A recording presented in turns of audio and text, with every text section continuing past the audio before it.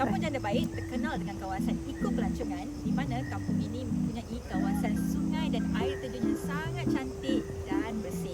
Dan di sini juga ada pelbagai jenis resort, chalet, rumah penginapan dan sebagainya. Jadi kepada anda semua yang tinggal di luar kawasan Betong Pahang dan juga yang tinggal di kawasan Lembah Kelang dan sebagainya, jemput datang ke Kampung Janda Baik untuk bercuti, beriadah bersama teman-teman dan keluarga anda. Kita juga ada pelbagai kedai, warung, restoran yang menyediakan pelbagai menu tempatan yang sangat-sangat sedap. Jadi mok ke Kampung Janda Baik bercuti di sini.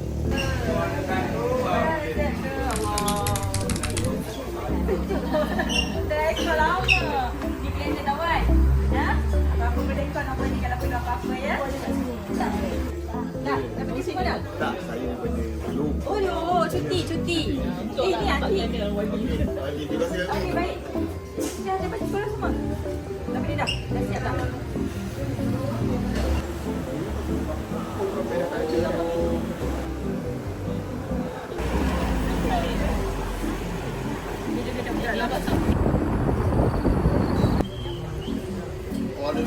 Okey. Tapi boleh minum kopi.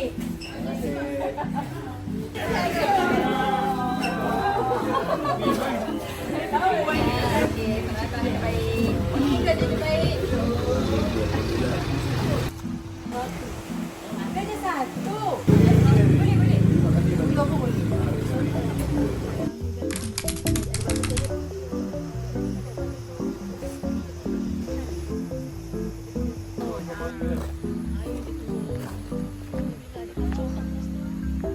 Ada penyelongkar tu mungkin sampai. Menikmati keindahan alam sekitar. Cik, hati-hati. Minum belum. Beres.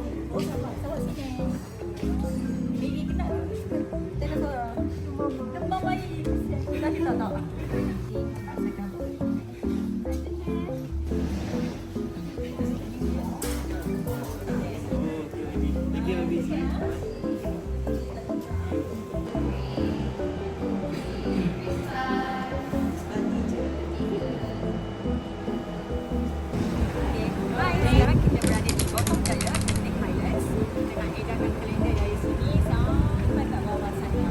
So sebenarnya Genting Highlands ini juga adalah part of the Parlimen Betong juga. Jadi sesiapa yang datang ke Genting Highlands, jadi awak datang ke Parlimen Betong.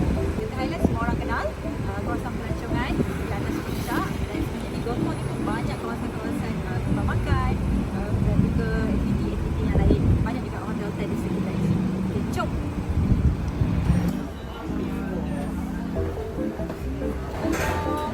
Apa khabar Wabi? Ya, baik. Ya Allah juga ini. Lagi sini.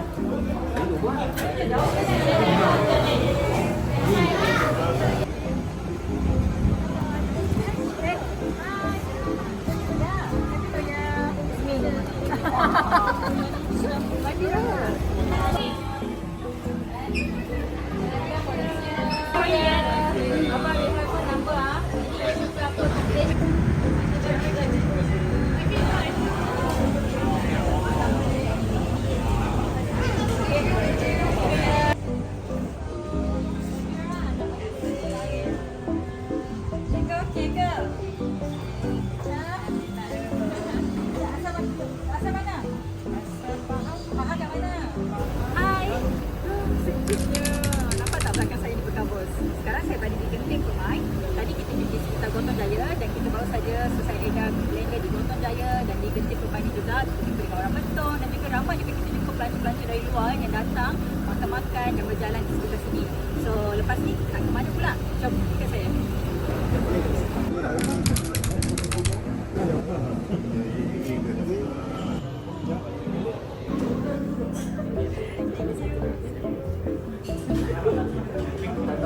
kita untuk actually untuk melaksanakan Itulah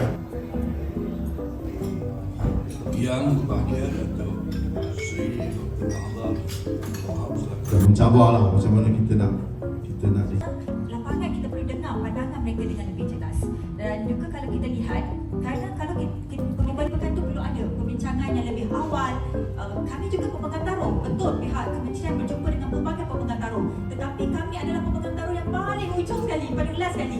Itu pun sehari sebelumnya. Dan kesinambungan rawatan tersebut dan juga bagaimana 100. Dan masa tu kami yang Nahas